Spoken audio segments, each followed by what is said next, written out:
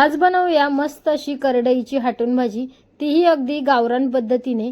तर सर्वात आधी इथे मी करडईची भाजी घेतलेली आहे आणि त्या भाजीची सर्व पाने काढून घेतलेली आहे। तर ह्या भाजीमध्ये आपण पानांचाच उपयोग करतो, त्यामुळे त्याची पाने काढून घेतलेली आहे आणि पाने साफ करून घेतलेली आहे। तर ही पाने मी आता धुवून घेतलेली आहे। तर ही भाजी मी आता कट करून घेते।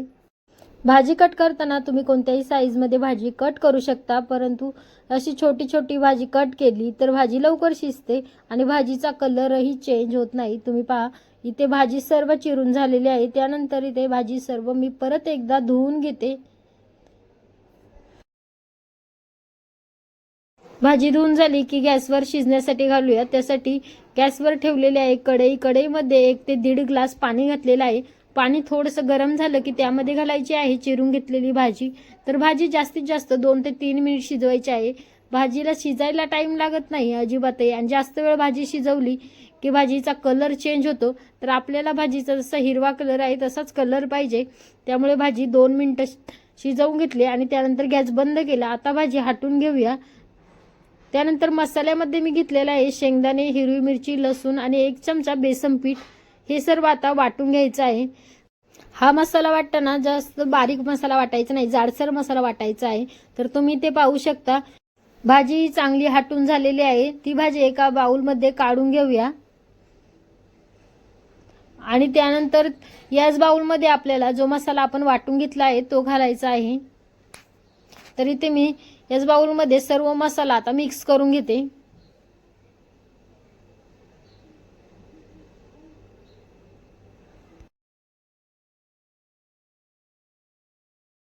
सर्व मसाला भाजीमध्ये व्यवस्थित मिक्स करून घेतला आहे।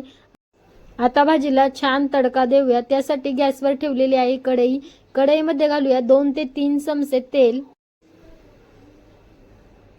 तेल थोडंसं गरम झालं की त्यामध्ये घालायचं आहे अर्धा चम्मच जिरे। जिरे छान फुलले की त्यामध्ये घालायचं आहे 6 ते 7 लसूणच्या पाकळ्या। तर आता हा लसूण चांगला लालसर होईपर्यंत भाजायचा आहे। तर लसूण छान लालसर भाजला की त्यामध्ये भाजी घालून घेऊया।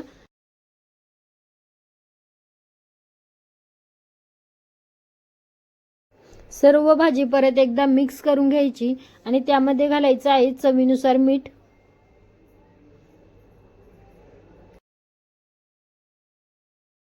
अजून 4 ते 5 मिनिट भाजी चांगली शिजवून घ्यायची आहे। भाजी छान शिजलेली आहे। तर तुम्ही ते पाहू शकता, भाजीचा कलरही अजिबातही चेंज झालेला नाही। भाजी खूपच छान तयारी झालेली आहे। तर व्हिडिओ तुम्हाला आवडले असल्यास, भाजीची रेसिपी तुम्हाला आवडली असल्यास व्हिडिओला लाईक, शेअर आणि माझ्या चॅनलला सबस्क्राईब देखील नक्की करा। चला भेटूया पुन्हा नवीन व्हिडिओमध्ये।